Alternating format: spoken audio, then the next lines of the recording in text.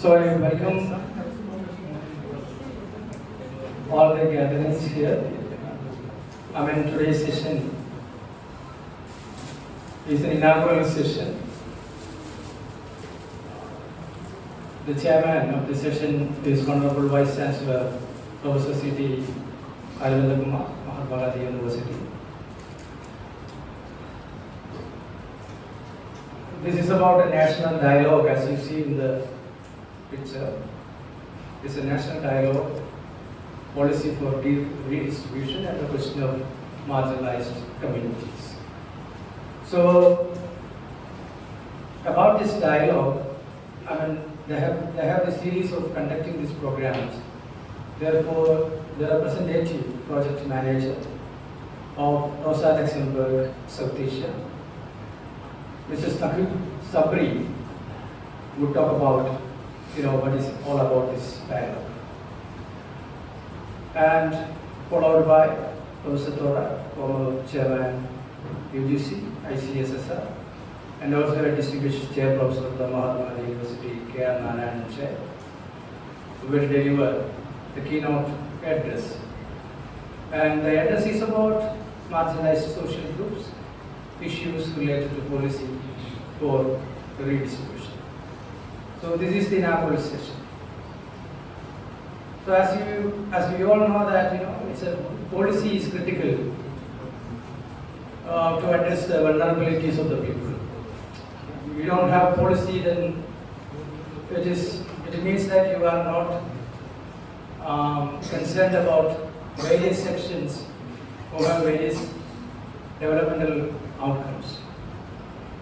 So, but in these times of what we would call that, in these times of economic growth, and that is being connected with the national,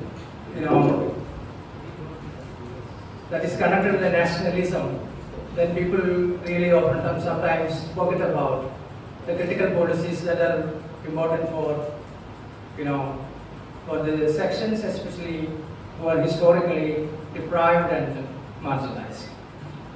With this word, I welcome all of the persons gathered here, both on the dais and on the floor, to this session. And I think that we are going to have a very interesting, discourse on the policy for redistribution, especially for the marginalized and the other sections. So our inaugural program starts with watering to a plant that is before with us. That is the thing that we do. So we start our program. So I request Honorable Vice Chancellor and Thorat to join to pour the water on the plant that is shown in the thing. Thank you.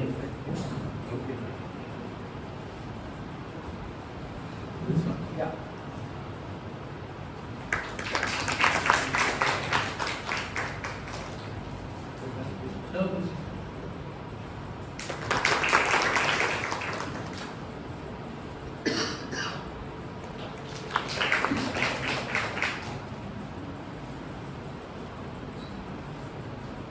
So with this word, I like our Honorable Vice Chancellor to take over the chair and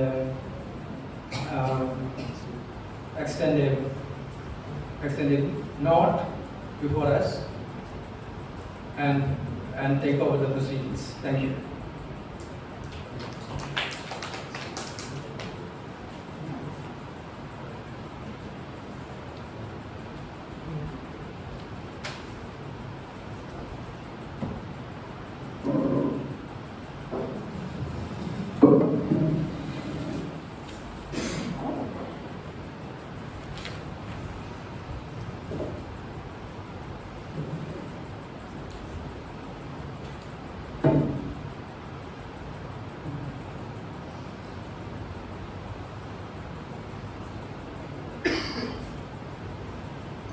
എല്ലാവർക്കും നമസ്കാരം.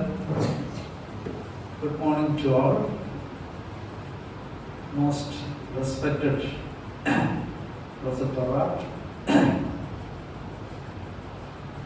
Mr. Sabri,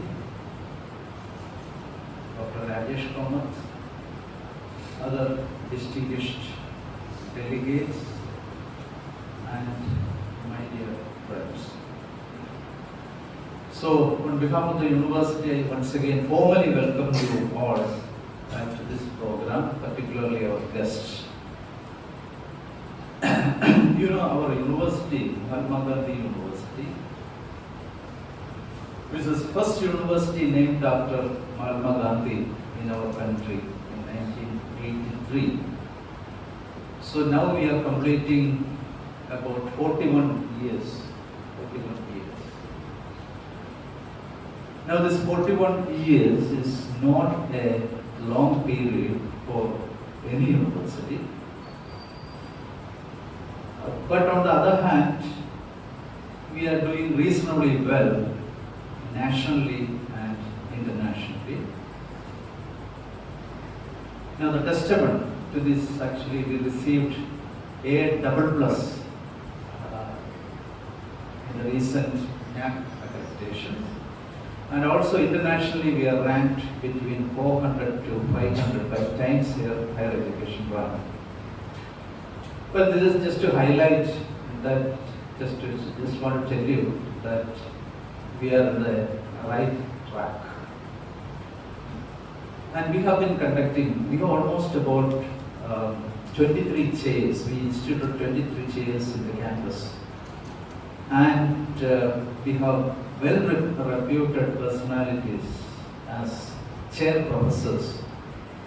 And they have been interacting with the students and faculty throughout the year. And that way I'm really thankful to Professor Thorat for accepting the chair professorship. Thank you.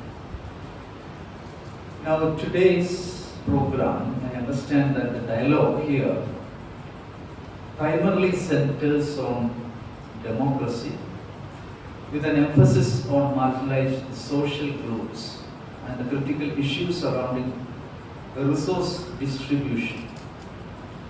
These resources are not limited to material goods, but also include cultural and political assets that are crucial for empowering communities. Economic capital is essential for a dignified life, fulfilling basic needs, and improving overall quality of life. However, as Professor Amartya highlights once, true development is also about enhancing human capabilities. Well, that actually goes to the so-called sustainability factor and the so-called sustainable development, where you have, all the three components means economic, environment, and social component. So the progress of any nation depends on the fair distribution and distribution of resources, which helps reduce inequalities and promotes the growth of human potential. During the Nehruvian era, land reforms played a central role, although it was not complete at that point of time.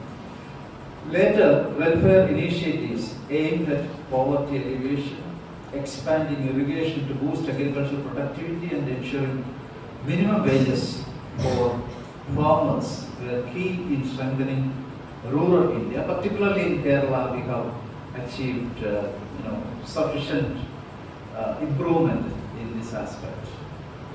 Additionally, industrial development underpinned by planning and investment in research and innovation contributed significantly to national growth. And now, of course, we are talking about knowledge economy, to which we never talked about it before.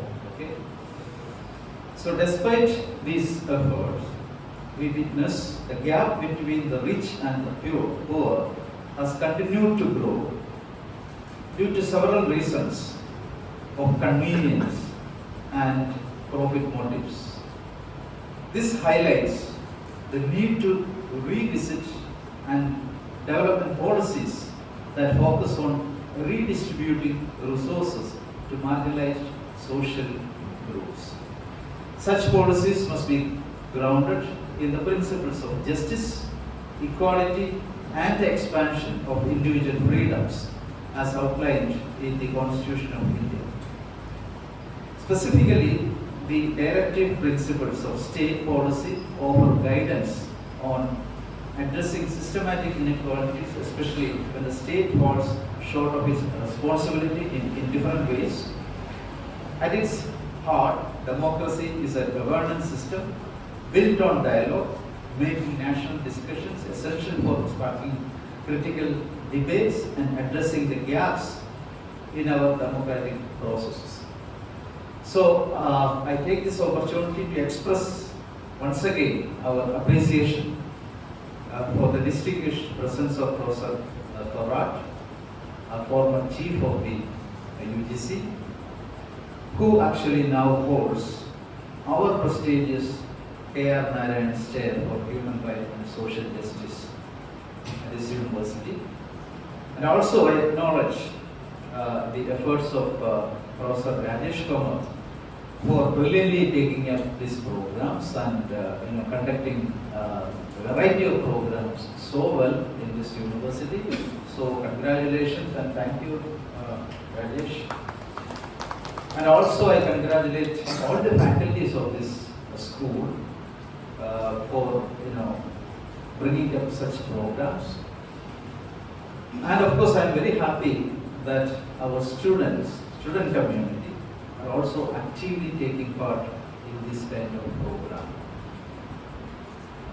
And of course this program is jointly, I understand that is jointly organized by K.R. Narayan Chair, then Indian Institute of Dalit Studies, New Delhi, and the Rosa Luxembourg Institute, South Asia. So I wish all the very best for the participants and all the very best for this enriching dialogue. And with great appreciation and of course great honor, I declare that this program is open. Thank you very much.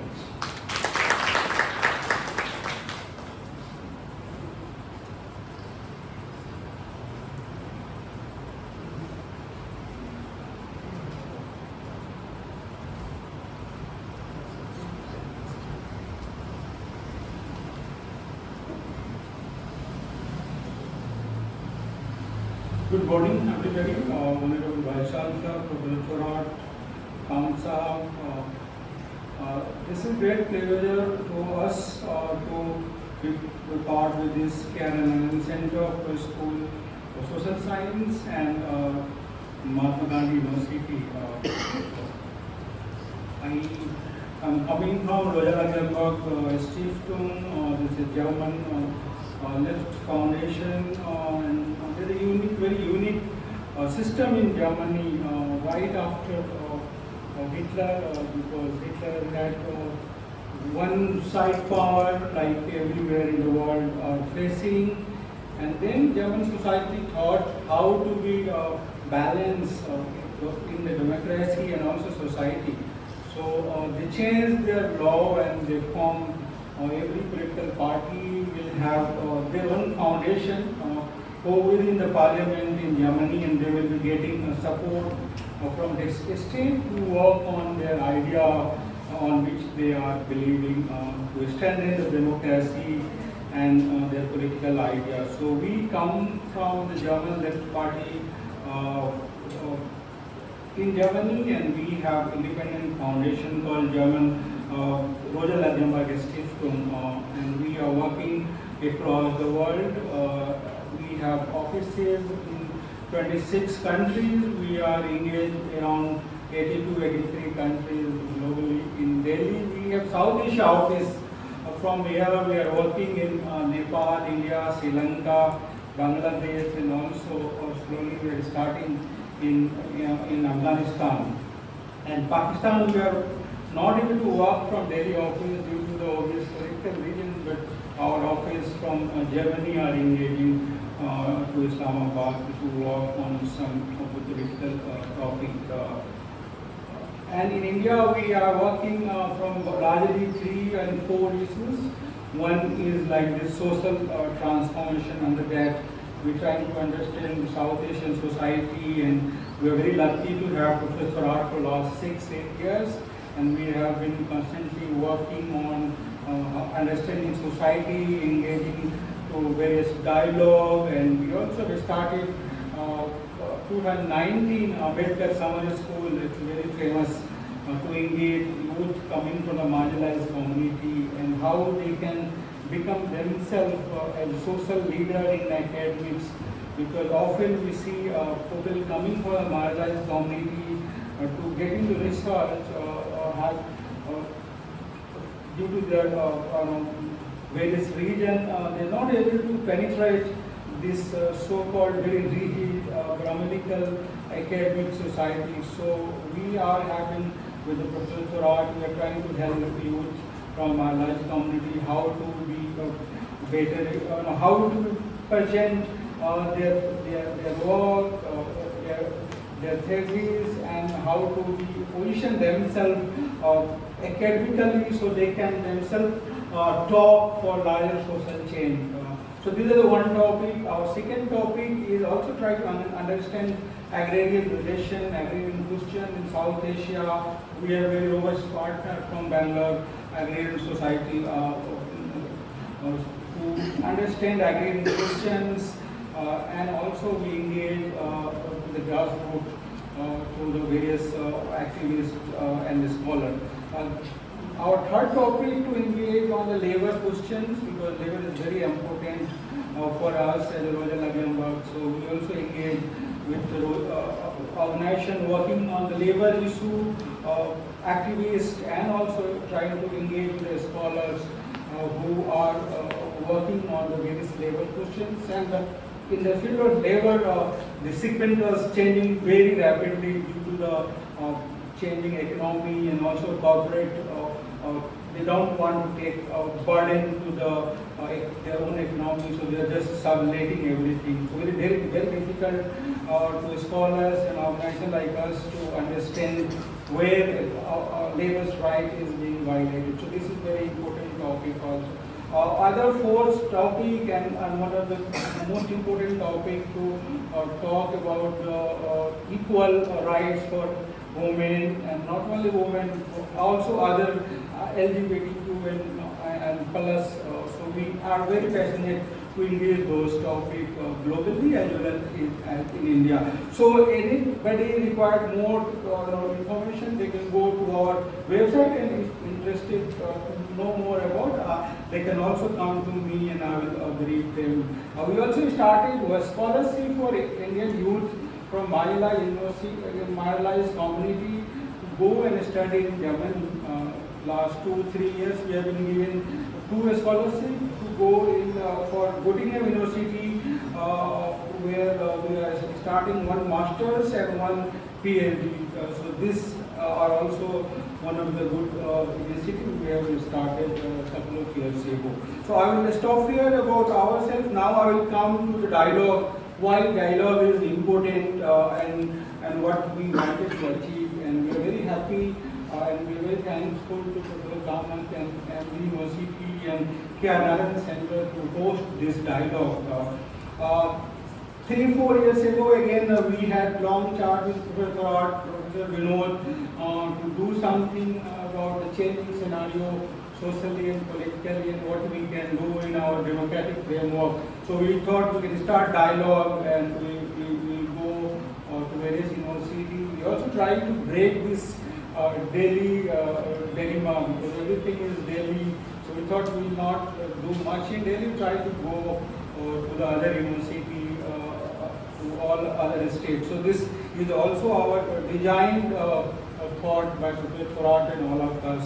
So this, the main purpose of dialogue to just talk on the issue which is very close to us, academically, socially, culturally, and not only listen to the scholar who the participating, they can also engage, because at the time what we are living is very designed and everything is in package. So we don't have to think, you don't have to walk, you don't have to talk. Everything will come to your own home, your own pocket. Food, just put that, food will come.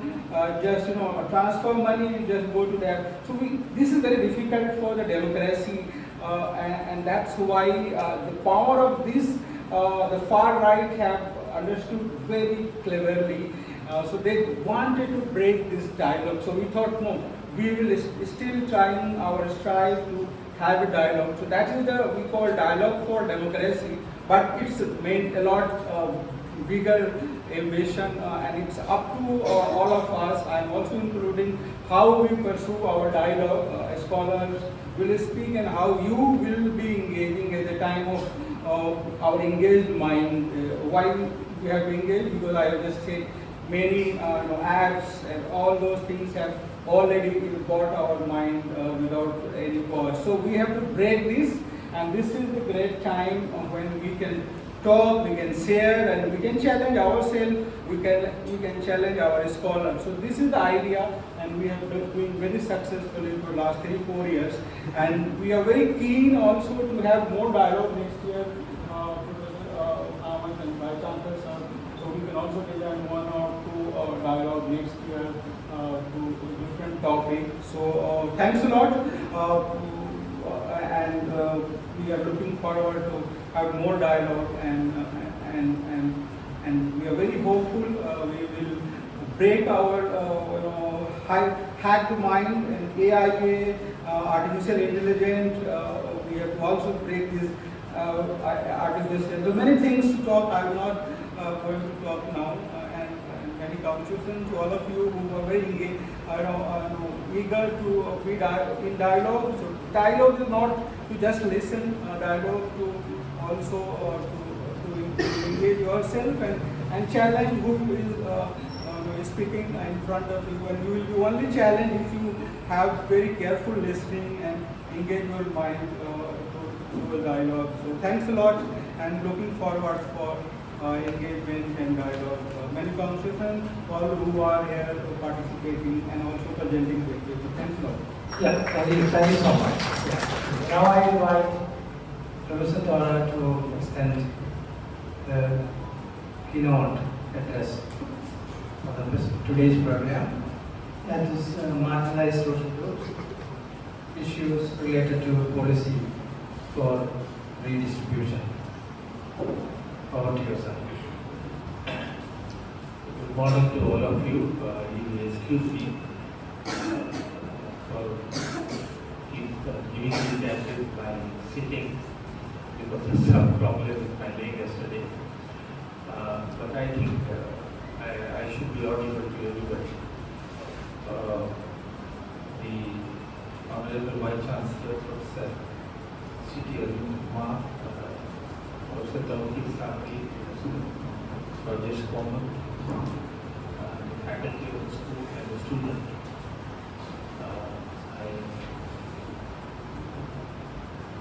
I appreciate your presence here. I must express my appreciation to the Mahatma Gandhi University and to the Vice Chancellor for setting up a chair on the name of or the recognition of the contribution of K.R. Narayan. In general, he was the President of India, obviously, but whatever he has contributed for the section that he comes from, the marginalized section in Kerala and India.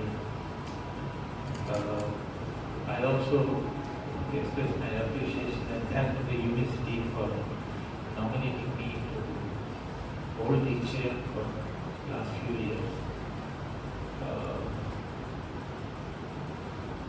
I had an opportunity to interact with Honorable K.R. Narayan.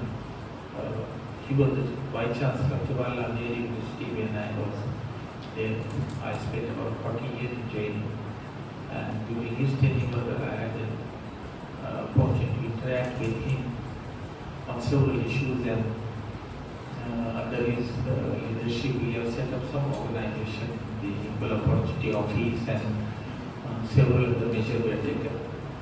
And after he became the president, and also, I used to meet him and we used to have a discussion.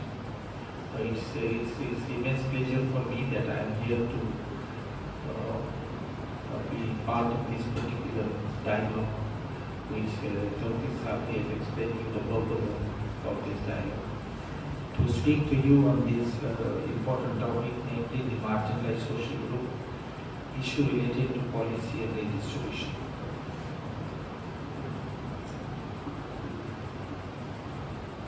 I think Kerala is a state which is known for its specific model of development, and it has not become known and famous and quoted in India, but universally, particularly in the World Bank and the International Monetary Fund and other organizations like UND. Because they developed a particular strategy of economic and social development, which brought a sort of inclusive development in the state, involving all the people, and particularly the poor people. And therefore it is discussed quite widely and appreciated widely. Ambedkar is referring several times.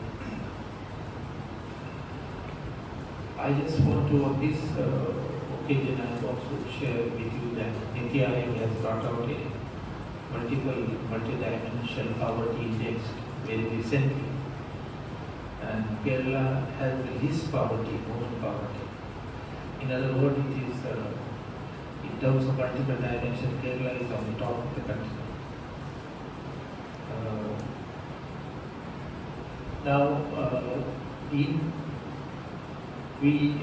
After the independence in 1950 and even prior to that, at all India level and in Kerala, Kerala recognized the problem of interpersonal inequalities, economic and social inequalities,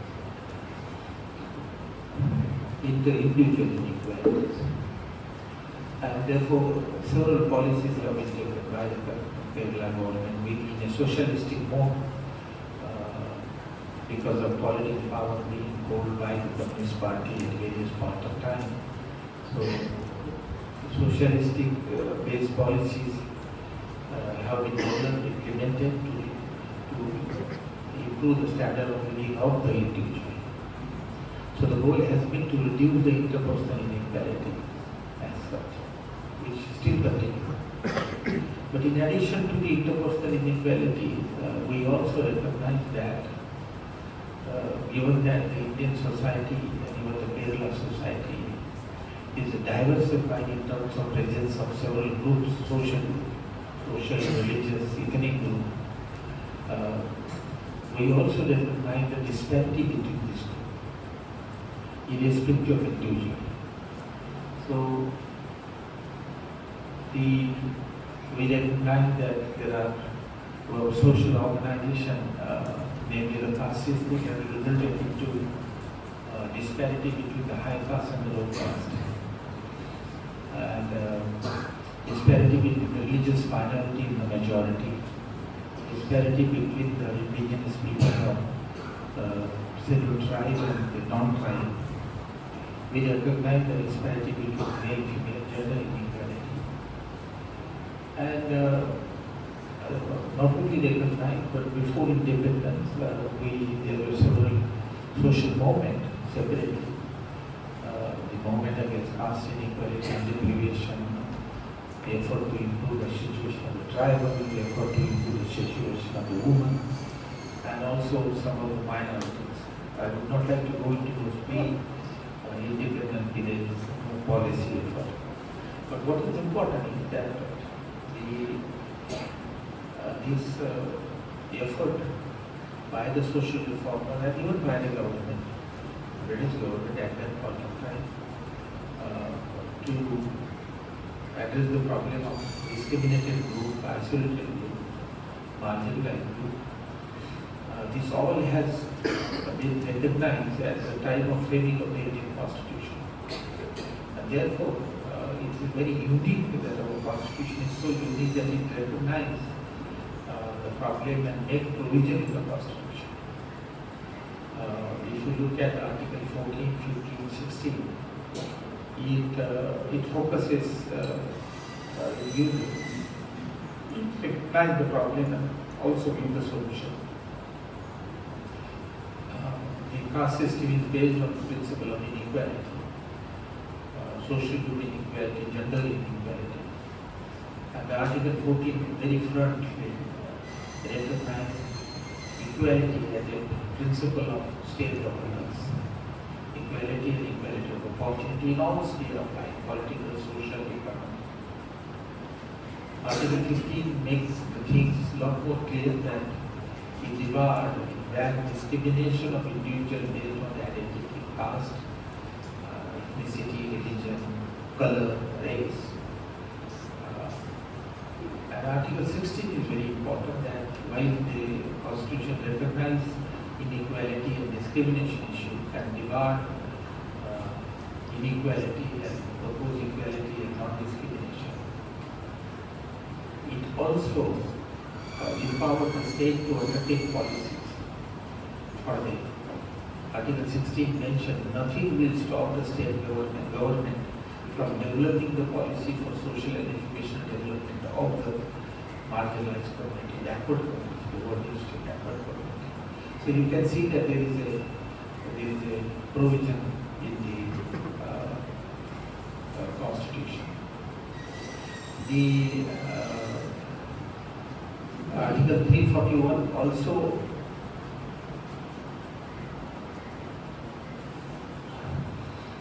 in directive principle.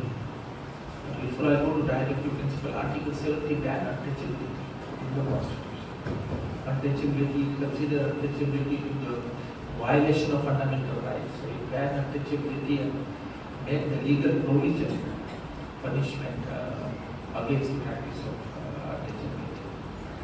The directive principle is very important that it imposes the responsibility of the state to undertake policies in favor of promoting equality and building up the people, and particularly the social justice to the scheduled class and the scheduled tribe. So you can see that there is a sufficient framework provision in the Indian Constitution in recognition of the problem of marginalized group and developing the principle in support of them for your policy. So that's the foundation for the policy. So as a follow-up of this provision in the Indian Constitution, we find that several policies have been developed, particularly for marginalized communities. The first is, of course, the law against untouchability enacted in 1955, which is now called Protection of Civil Rights Act. It was renamed in 1979. Then we have, it was followed by a Prevention of Atrocity Act against scheduled caste scheduled tribe in 1989. So there is a legal protection, safeguard against the practice of discrimination. But since the scheduled caste and scheduled tribe face discrimination in employment and in education institution and other spheres, a policy of reservation was developed that at least we give them the space in the public employment and education in proportion to their population. So the concept of quota was brought in, and we had a reservation policy right from 1951, now it is 75-year old. And the reservation policy in legislature had begun in 1931 with the effort of Dr. Ambedkar. So we have a reservation policy which provides ensure a share to the discriminated group because we feel that given the discrimination in the society, otherwise they will not get an equal share.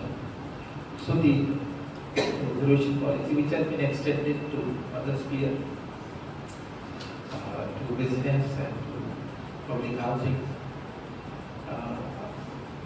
In 2008, following the policy from the public sector, private sector should also take the initiative.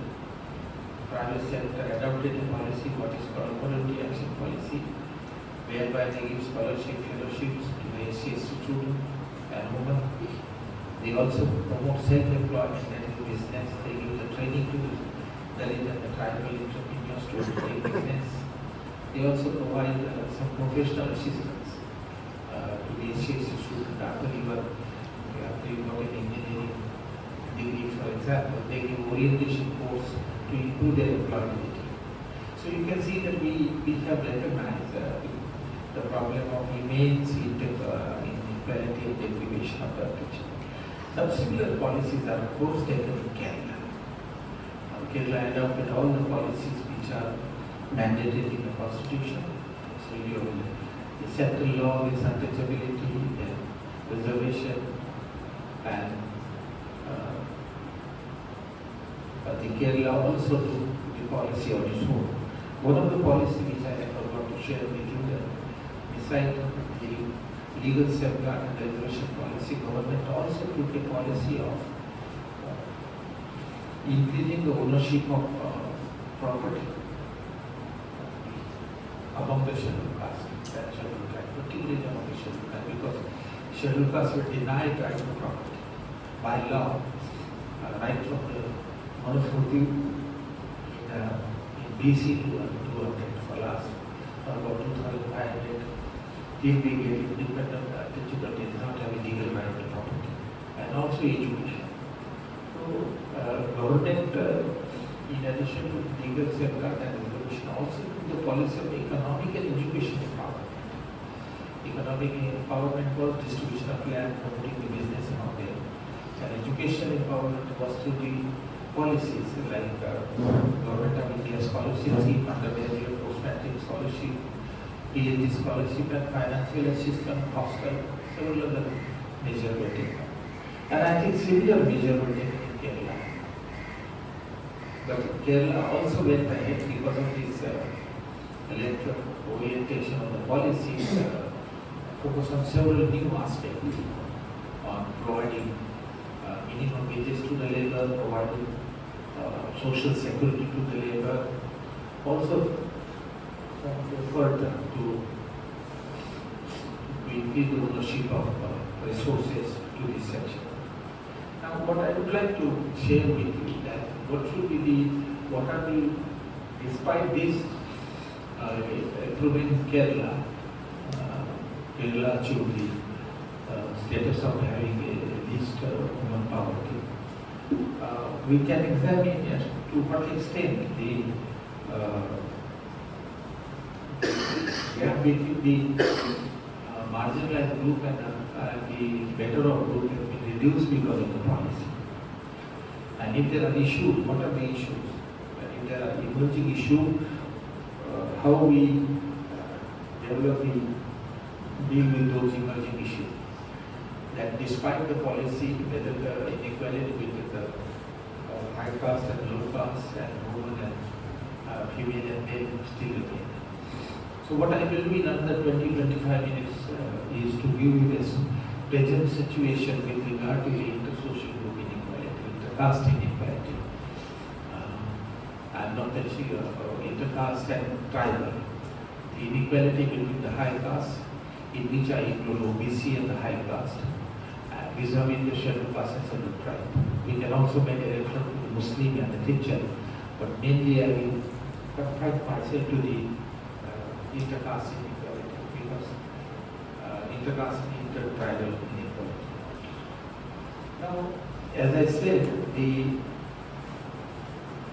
Niti Aayog has taken the multi-dimensional indicator of development and discovered that Kerala is at the top of the development. Now, if you want to study, if you want to recognize whether the gap exists still between, to what extent this policy in Kerala have been able to reduce the gap between the scheduled caste and tribe on the one hand and the high caste, OBC and the high caste on the other, we can take a couple of indicators. We can take income, we can take poverty, we can take certain indications of health, nutrition, malnutrition, we can take education, we can take civil amenities like housing, drinking water, and also then we can have a look at the If there are disparities, we can look at the causes of the disparities in terms of lack of ownership of assets and as well as discrimination. So let me present you very briefly the present status based on the official data. If we take income, poverty and health, if we take the income per capita, we don't have income per capita, so we take monthly per capita consumption expenditure. For 2017 and 18, we discovered that the monthly per capita expenditure at state level was ₹3297, but the monthly per capita income on the scheduled tribe was the lowest, followed by the SC. Compared to it was lower compared to OBC and high class. Now the same is the case of poverty. We don't have a poverty data. Although despite the different indicator of material poverty, the DTI has very judiciously and cleverly has avoided estimating poverty. So the earliest estimate of poverty are 2011 and 12, and we can see that in Kerala, about 40% of the tribal were poor, 16% of the SC were poor, but the poverty among the high class was 6.6. and OBC 8.3. So you can see the disparities between, although there is an improvement, the disparities, the poverty of the scheduled caste was 3 times higher compared to the high caste, and I think several times higher among the tribe. The population of the scheduled caste is about 8% and that of tribe is about 2%.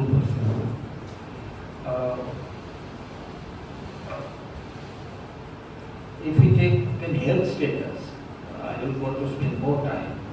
You will be familiar with that. The health status is measured through a couple of indicators. One is child mortality, death of a child at birth, death of a child after 1 year, death of a child after 5 years.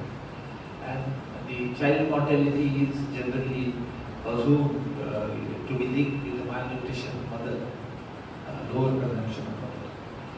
We can also take the anemia, who are suffering from anemia and body mass index.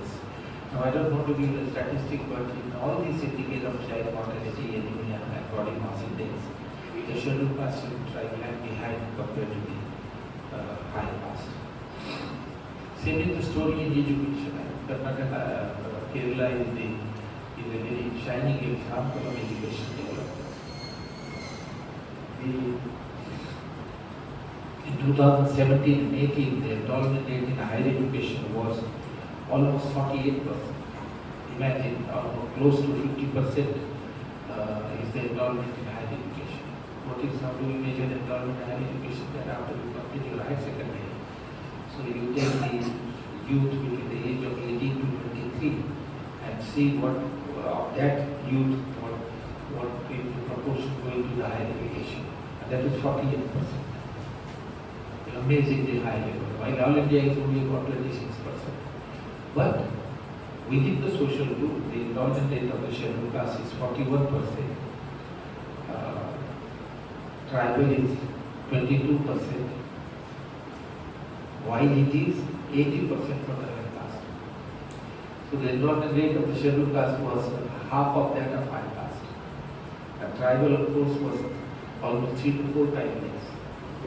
So you can see that despite the fact that the Kerala is so educationally advanced, the scheduled caste, scheduled tribe are lagging behind. Although the education level of the scheduled caste, which is 41%, is much higher than the educational level, higher education level in other states. So scheduled caste and scheduled tribe have benefited due to the Kerala model.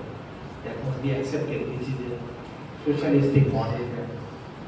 It has helped, but it has not been able to reduce the gap between the scheduled caste, scheduled tribe on the one hand and the high caste on the other hand in the education.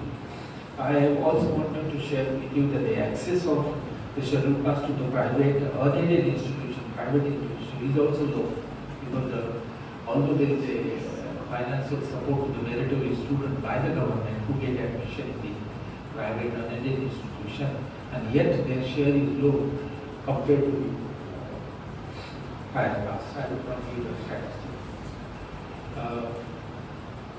There is other thing in that. A relatively low percentage of the scheduled caste go through the English medium compared with others. So a high proportion of scheduled caste children learn in the Malayalam language. So that is in a way reduce the employability. The dropout rate is also higher among the scheduled caste children compared to other. I have the statistic on dropout rate. I would not like to state that, but you must accept this. Lastly, the civic communities. The civic communities means housing. About the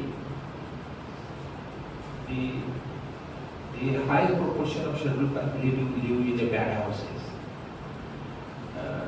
which is about 17%, much higher than 5.8% for the OBC and 4.5% for high caste and 2% for the Muslim. There is a problem, there is politics and there is settlement in Kerala, and enough infrastructure facilities, amenities are not provided, and it's very clear from this that they live in a bad housing. In case of drinking water, a low proportion of SC/ST have water availability at home. 64% and 67% compared with 82% for the state average and 86% for OBC high caste and Muslim. So water availability is also is much less, and you know that the scheduled caste face discrimination in having access to water, clothing, water and such. So the percentage of household with the bathroom for exclusive use at the home is also low among the scheduled caste. Now, I have given you the statistic. I have not got into the data today, but you take any indicator of development, human development, the scheduled caste and scheduled tribe, although their level is higher than the level in other states because of the socialistic policy and total policy in Kerala, yet their situation compared to the high caste and Christians, and in some cases Muslim, is much lower.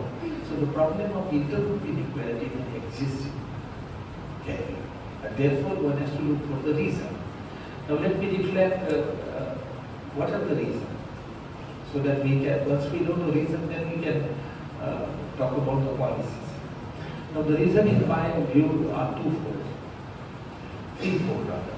One is that access to the sources of income, mainly land and business,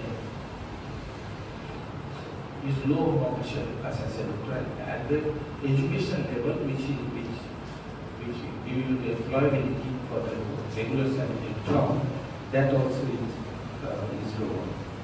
Now I just want to give you some statistics that you have a wealth survey which gives the ownership of wealth, land, building and other things. And we will find that if you take the total wealth in Kerala, land, building, everything, the infrastructure and financial deposit also, on which you earn interest. If you take entire wealth, physical as well as financial wealth, the share of the scheduled caste in their financial wealth is about 3%, as against the population share of 8%. So 3 times less share in the ownership of wealth compared to their population share. But opposite is the case if you take for the high caste. So the ownership of land and financial deposit is weak among them. Also, their proportion in the salaried job is also less. And as a result of that, the critical point is that because you don't have land, because you are not in the business, because your education is low and your share in regular salaried job is also low. I have figured that in the regular salaried job, in the total private employee, the share of the scheduled caste is less than that of others. And the impact of all this is that the dependence on the casual labor is very high. You will find that the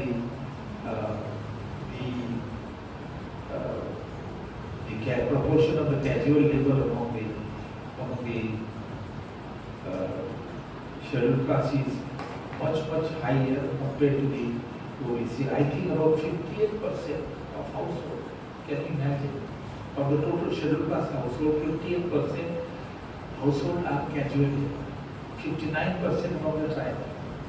That is the dependence of the casual labor. Because in the past, they were not allowed to own the property, land.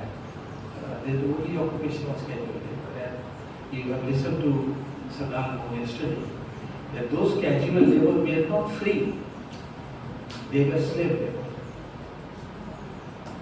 And slave labor means that they were the property of the high caste,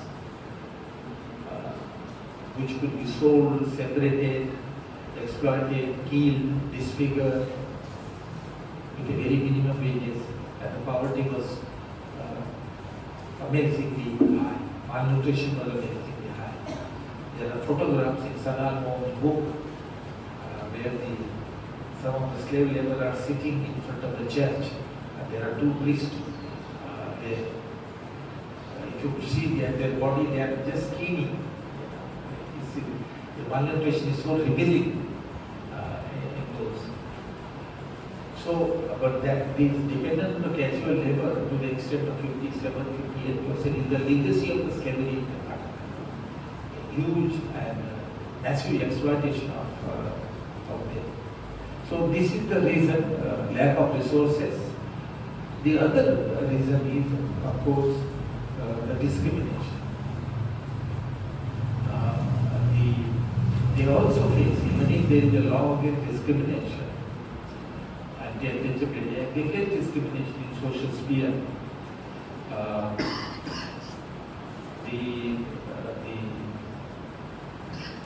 Between 2001 and 2020, a total of about 6,894 cases of caste discrimination and atrocities were registered by the scheduled caste in Karnataka. It comes to on an average 345 cases annually. So it is an annual feature of discrimination against which the scheduled caste goes to the court. And the pending rate is very high. 55% with the police and 93% with the court. They don't deal with these cases. 93% pending.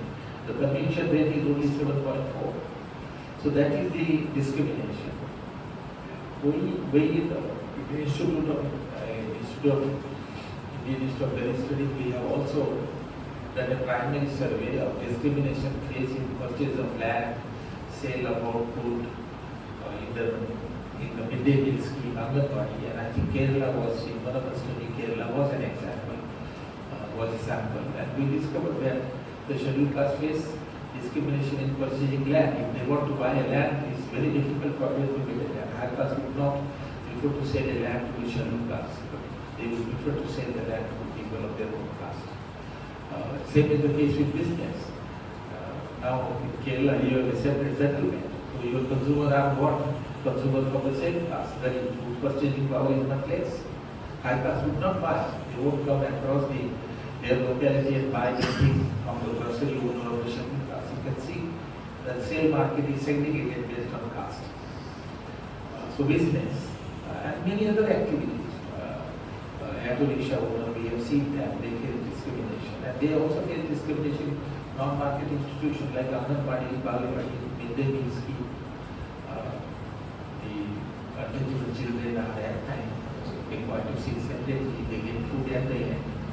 The untouchable women are discouraged to be in the cook in the school. So these are the discrimination in the government institution. Now, so let me summarize now that we have seen that despite a very appreciable progress even among the scheduled caste in Kerala, the rate at which the progress of the scheduled caste has taken place is not adequate enough to reduce the gap between the scheduled caste, scheduled tribe and high caste. So they still lag behind. Whichever indicator you take, income, poverty, malnutrition, housing. And the reason that I have shared with you is the lack of ownership of resources, income earning asset like land and business, and education. and quality education. Their share in the private institution is less. And they also face discrimination. So discrimination is one of the factors. All the constitution guarantees equality of opportunity, but they don't enjoy equal opportunity in accessing the goods and services from the market and from the government institution. Now, if that is the case, what are the policies? I think policies, as the topic suggests, is the policy of redistribution. I think the socialistic policy of redistribution need to be considered. The first policy I would suggest is that you have some moves, some state taken for reservation in the private sector in education institutions. But there has to be a reservation in the private sector, but that will not happen. The state cannot take it, in the central which we have to take. But then the state government can have a distribution of policy from the land distribution. There is not a public land, cultivable wasteland in Kerala. It can be cultivated, but it is kept waste. That cultivable wasteland can be distributed to the land-based class so that they have a permanent source of income. And the land ownership is close or on par with the high class or closer to the high class. Same is the case that the Kerala government can develop a policy to promote the business. And there are several ways of doing that. Of course, giving them funding and loans and other things to start the business, but also purchase the commodities produced by them. Because there is a discrimination.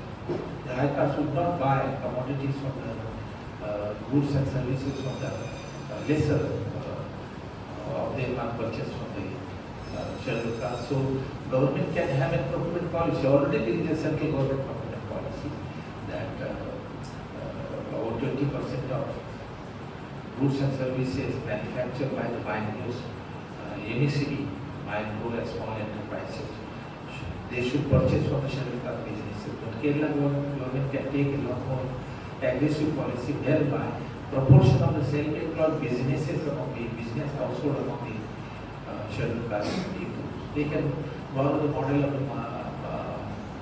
Malaysia, if you like. Malaysia, what they have done, they have set up a public finance corporation. And the poor people from Malaya who are a majority but discriminated by the Chinese and the Indian, they also put their deposit in the public corporation. Then the government purchased the share of various companies. And so that through share and eventually you get the capital income. In fact, in Malaysia there is a rule that any international company will not get permission unless they give 30% of their share to Malayas. So financial investment, once you buy a share and eventually you get annual income. So I think there are various ways of empowering financially and capital-wise of the scheduled class. The other thing is, of course, but there has to be, there is the education level has to be improved, professional education has to be improved. It's 41% as against 80% of the high class. So 20% point difference between the two. How do you promote education among them is a critical factor. The best thing is to give scholarship, fellowship, hostels. All those who want to take education, those for higher education, they should be supported financially. The dropout rates are very high. The dropout rates at the higher secondary level should be reduced because they are poor, they cannot afford. Even education in the private, aided and government education also require money. If 58% of the scheduled class are casual wage laborers, they don't have funding to send their children to the school. So their more aggressive financial support should be given to their private Kerala government.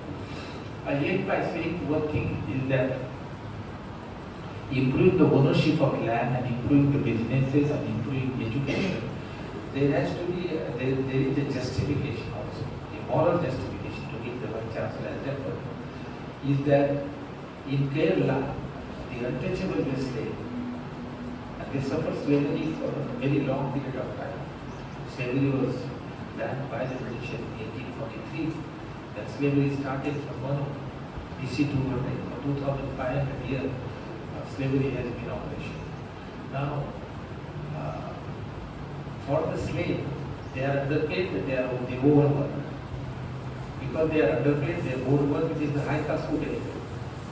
The wealth of the high caste is at the cost of the lower payment of the wage and overwork of the scheduled caste. So the high caste benefit at the lower caste, and their wealth is the result of the effort of the scheduled caste. Similarly, the education was denied to the scheduled caste. So if the high caste are 80% educated, it's because scheduled caste were denied education. Very, very recently, I think Sukhadeo has given the example yesterday. So the justification should be, I think, in my view, that in addition to the policy of distribution of the resources and capital, there has to be a policy of compensation and reparation. Now, the reparation policy is that compensation policy is that you compensate the scheduled caste and scheduled tribe who suffered because of it. You depart scheduled caste from buying a land, you depart scheduled caste from engaging into business, you depart scheduled caste from having access to education, and you benefit that. So since you benefit and the loss is cost the scheduled caste, it is the responsibility of the high caste and the state to pay them at a one point program, compensate them. You can identify, that is what the USA has done. The black slave, after the abolition of the slavery, Abraham Lincoln gave them 40 hectares of land, each household, black household, and 2 moon to run the cart. That is how the compensation was given. Usually we are given compensation.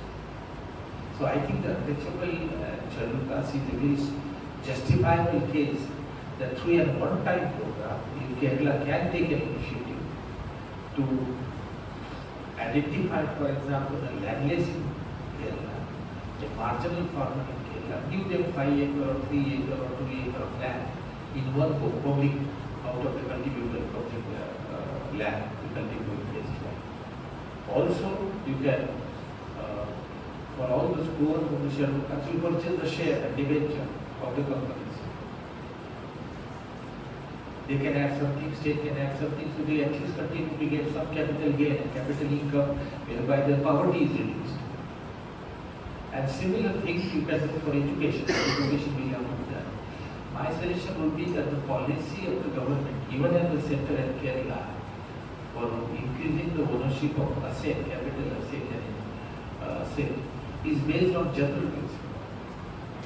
It has to be based on the principle of reparation and compensation to give them at one time the land and the businesses. I think I will finish by saying that Sardar Sadappa from Andhra Pradesh, who was a member of the Constituent Assembly, he asked, we don't need this reservation, don't give reservation. Give 20 acre of irrigated land and 40 acre of irrigated land to a one scheduled caste household, and a continuous financial support for education. Do it and forget about reservation. But the government did not accept. So I think Kerala has to take an initiative of some sort of a compensation policy. I think I will here stop here. Thank you very much. Thank you for a very illuminating lecture on the discrimination and the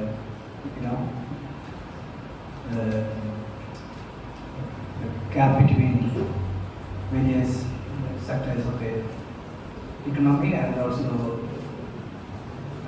gap between various caste groups in Kerala, and also broadly on Indian context. This is a very critical issue, especially at the time of that the government withdrew from the welfare programs and asked market to take care of everything. It is a time in which the poor people, the marginalized people seriously face a problem. So their due share should be distributed, but that should be on a fair ground. So that is a base that we have been hearing in Thorat in this session. There is a very interesting Rawlsian model about the distribution of justice. So roles bring up a very interesting example. Like there are three girls. One girl who has this flute. The other girl has she can play the flute. The other girl, she doesn't have any means to attain the flute nor to play the flute. Because this is the three conditions in which people are asked to whom you will give this flute. And it's a question of distribution. To whom you will be giving this flute. So generally, the choice comes from the people is that those who know how to play the flute, let her to play it. I will give it to her. This is the first impression that it comes to our mind. We never thought about the second option, like there is a person who doesn't have this flute, and there is no other means to get the flute anyway. So let us give this flute to the second person. So there is a question of distributive justice. To whom it shall be distributed, and on what grounds. So there are various theoretical positions of the distribution of justice. One thing is a whole meritocracy-based system that they say that those who know how to play, let them give the flute. But there are other people who there is no option to get the flute or buy the flute, and then there is a need of the state to intervene to make a check and balance of the distribution of this benefits. If that is not being distributed, I quote Dr. B.R. Ambedkar, the nation is like a ship. He says that the nation is like a ship. If there is a hole in the ship, there is a possibility that the ship will shrink. So the hole should not be made. As a nation, the hole should not be made. Even if it is a small hole, there is a high chance that ship may sink, and then the hole will collapse. So scheduled castes and scheduled tribes constitute 1/5 of the India's population. It's a huge population as far as India is concerned. It's of 140 billion, 1.4 billion population. Out of it, one portion of the fifth is scheduled castes and scheduled tribes. If the nation is not addressing this question, in terms of the material redistribution of resources and the political representation, and also the recognition as scheduled castes and scheduled tribes and other marginalized communities, the question of recognition is important. So then only the so-called nationalist or ultra-nationalist imagination of India should be made in an equitable sense. So the question of equality of capability is important, as Amartya Sen pointed very rightly. Equality of capabilities. If I ask you, my students, I pick up 4 students, ask them to go to the market and buy this much commodities and come back. All 4 students should be able to go to the market, ask equal volume and come back.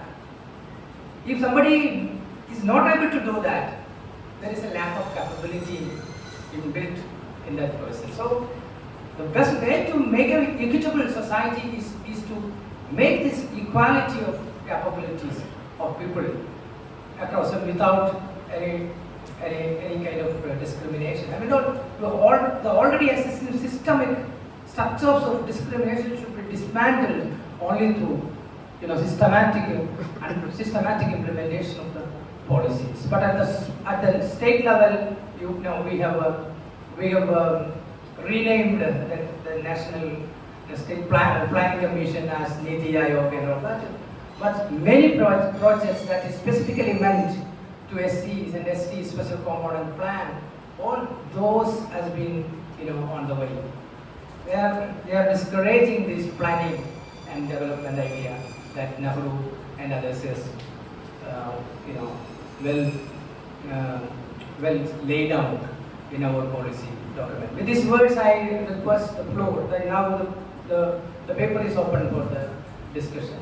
You can have the questions, and Professor Thorat will respond to the questions that you come out from the floor. Yeah, it is open now for the discussion.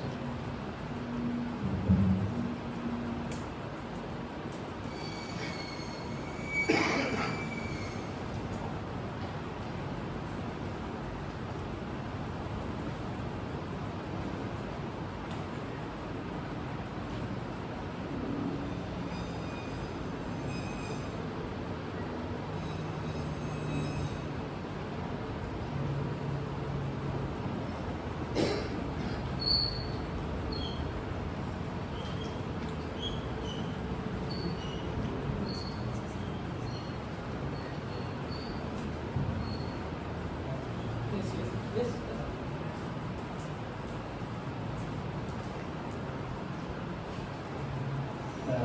Thank you, Mr. Thorat, for your wonderful exposition of primarily the Kerala situation.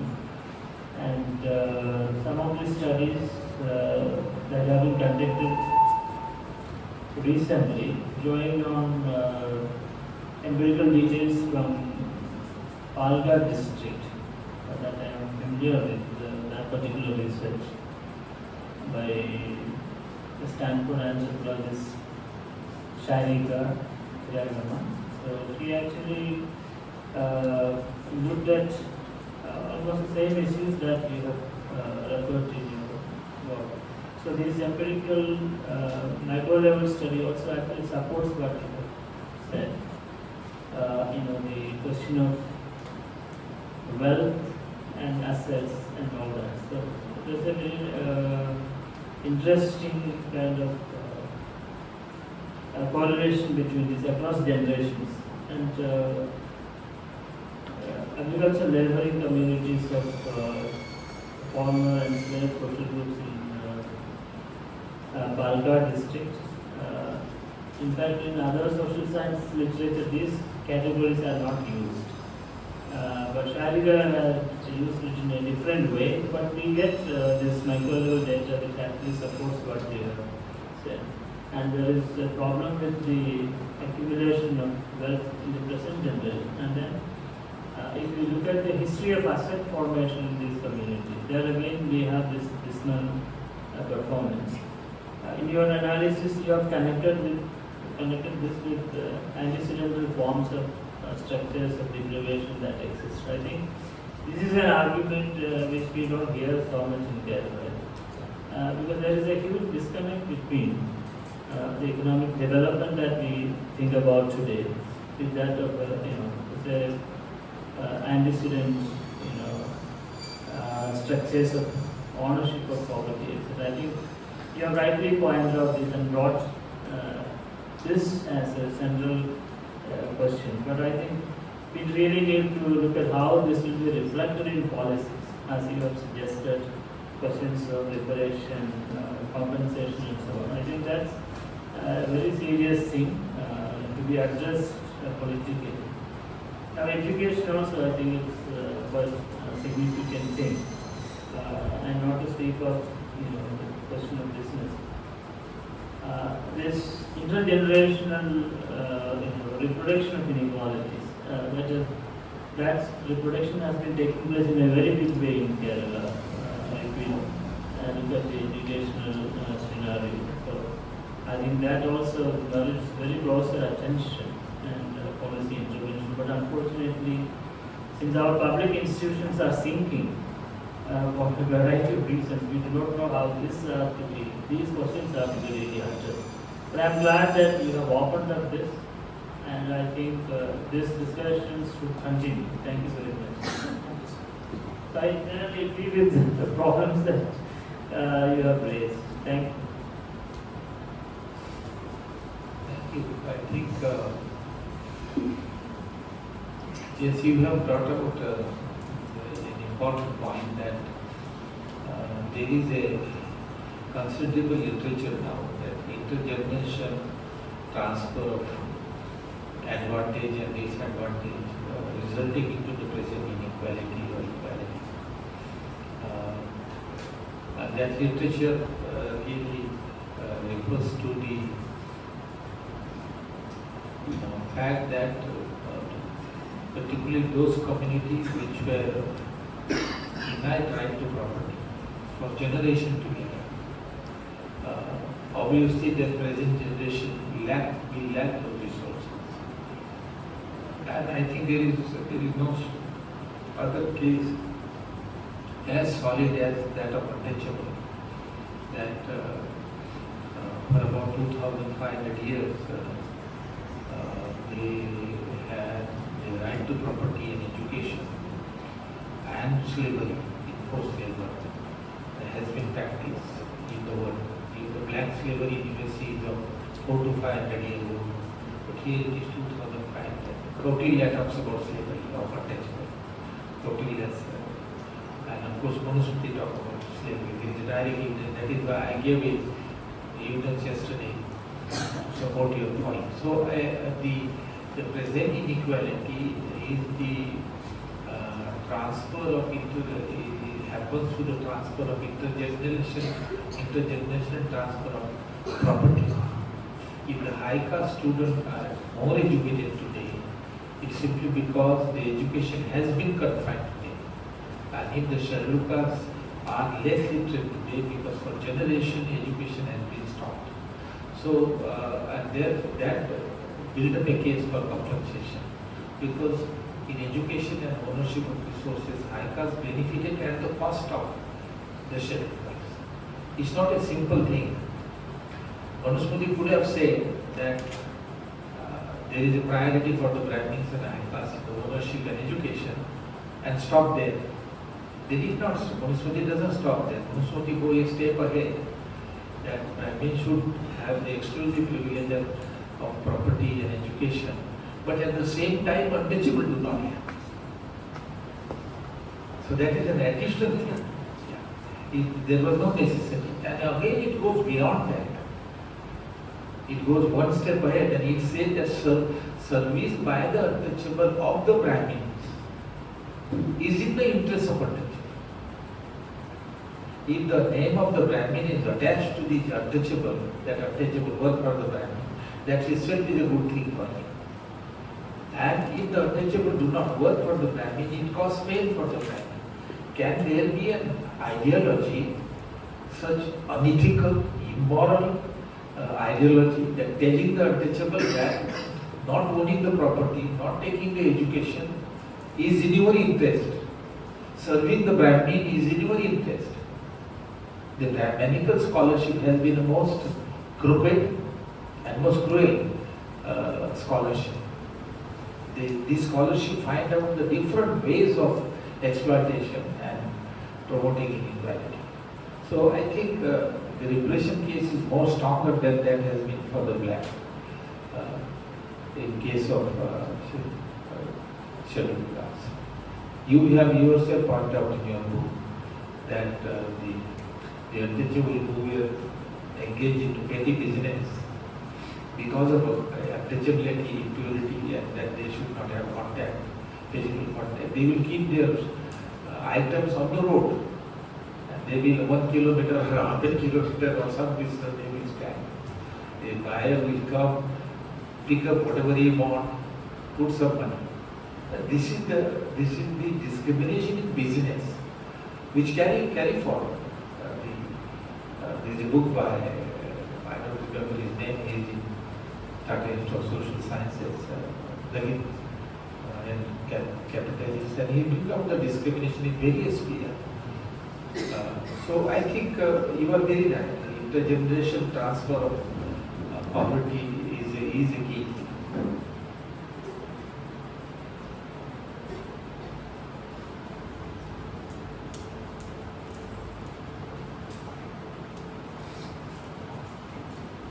Sir, this is not a question. Actually, I have to share part of my experience. So in 2004, I got admission in this Jawahar Navodaya Vidyalaya, Palakkad.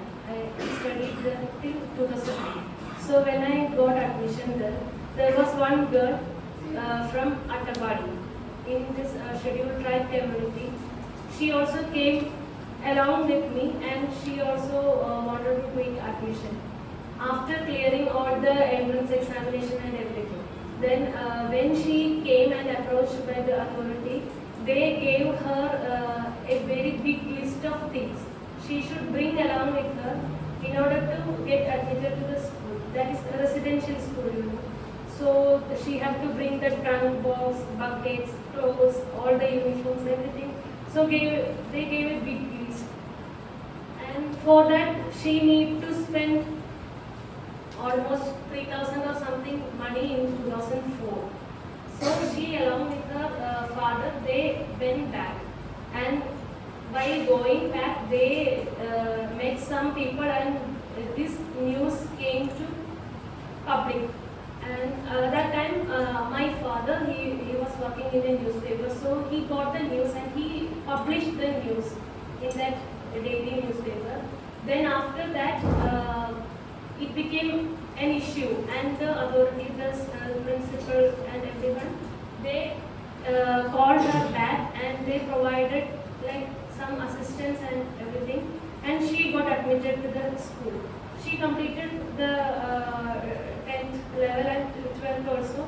Now she is working as a teacher in the government school in Attapadi after completing all degree and B.Ed course and everything. So at that time, she got the courage to raise her voice. But there are so many people who could not raise their voice, and the authorities prevent them from getting all the opportunities which the government provide actually. So these type of instances also.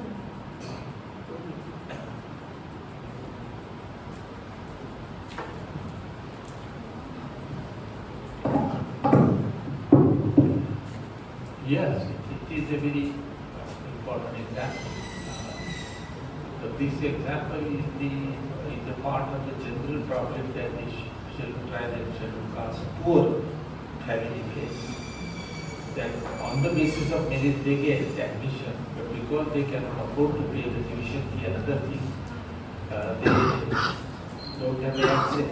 Now here it is the government, Kerala government should come. A simple policy can be developed that all poor scheduled caste who get admission on the basis of merit in Navoday Vidyalaya, they will be given the financial support.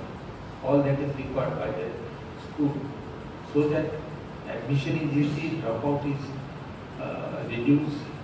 So there has to be a double policy. One policy is, of course, the scheduled caste, scheduled tribe also face discrimination in higher education institutions. So facilities to provide them to get admission and easy access to school and higher education. But among them, the poor are most badly affected. So poor among the scheduled caste should be given the financial assistance. So you have to have a double policy. One is group-based policy for the scheduled caste, and individual-based policy for the poor within the scheduled caste and scheduled tribe. So these dual policies are important. It's all economic support. There is no doubt about it.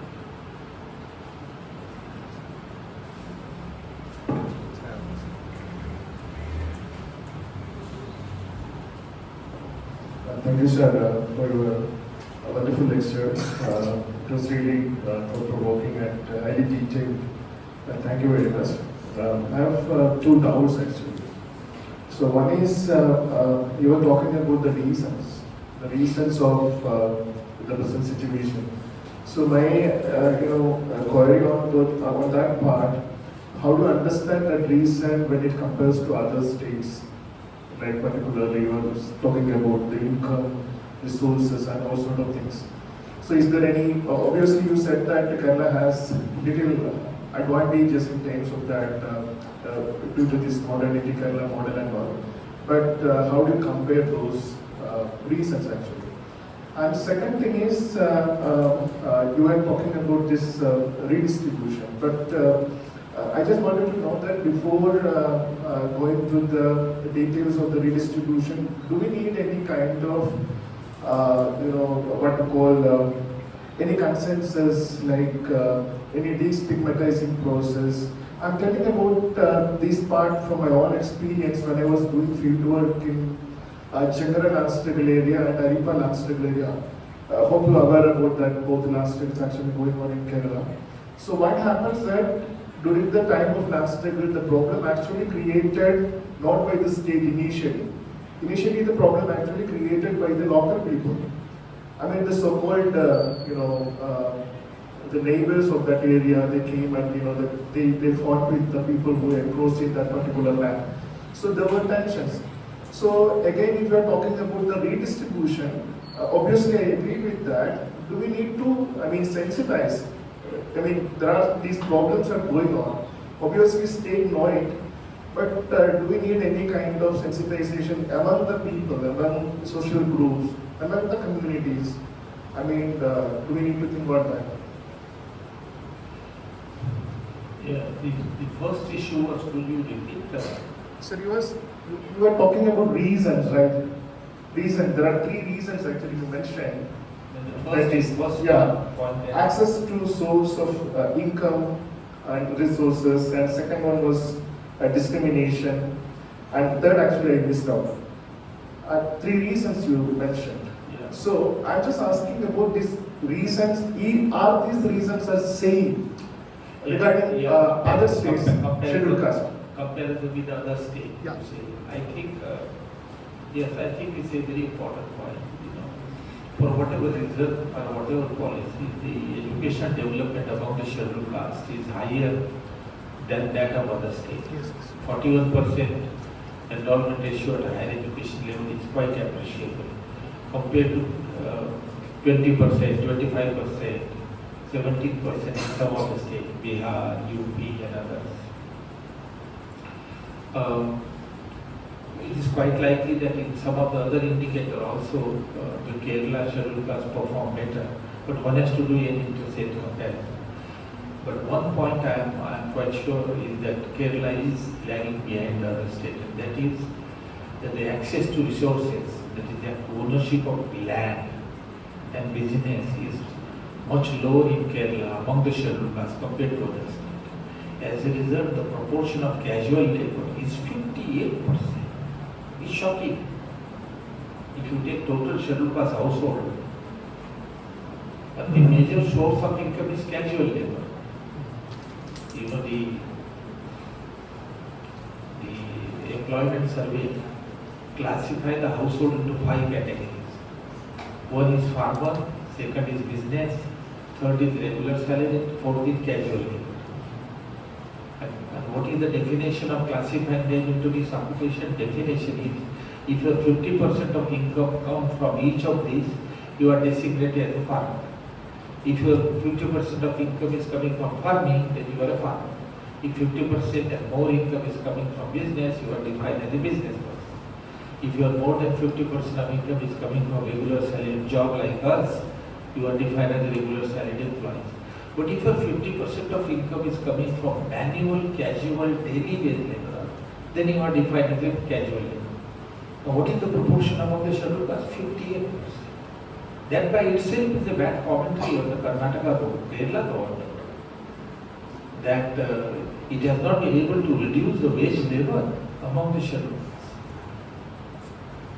So the proportion of farmer and proportion of business person is very small compared to other states. If you compare Madhya Pradesh, if you compare UP, if you compare even Maharashtra, the ownership of agricultural land and business is higher among them as compared to the Kerala. So therefore the redistribution policy, the distribution of resources of land and business, and of course human capital, that is education. Education they have done reasonably well, but the redistribution of resources is necessary, and it is not that the Kerala government doesn't have resources. You estimate the cultivable wasteland. I think cultivable wasteland in Kerala is there, or other land, and redistribute them as a matter of policy of compensation. There is a logical justification. There is a moral justification for that.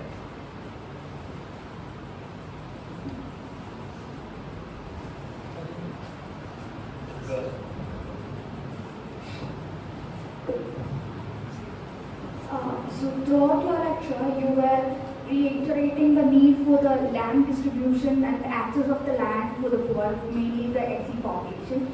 So recently the Kerala government, under the theme of the scheme called Life Mission, so they actually reduced the question of the land redistribution to a matter of just housing, where the landless poor will be getting a house in the model of flat-like structure. So in the paper they have a housing, but do they actually change the access or status of the resource access? I really doubt that. So I just want you to, I want to know your thought on this skewed model of Kerala development, where people get a housing but not access of the land. Housing is also necessary. I have given you the statistic that the higher proportion of scheduled castes live in bad houses.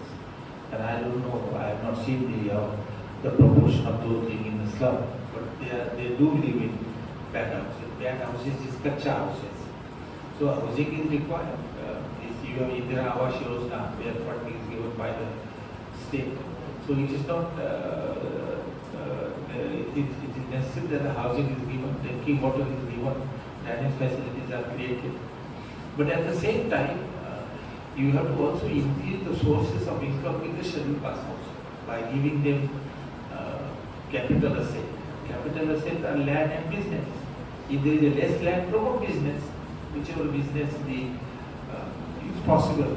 But capital in the form of land and business has to be given so that their dependence on casual labor is reduced and they have a constant source of income. Once you have 2 acres of land, you have a constant source of income. Once you have a investment in company in terms of share and debenture, you have a regular financial gain. And then, of course, regular salary job, the proportion of the regular salary job competition is also low. So, promoting the regular salary job through education is also necessary.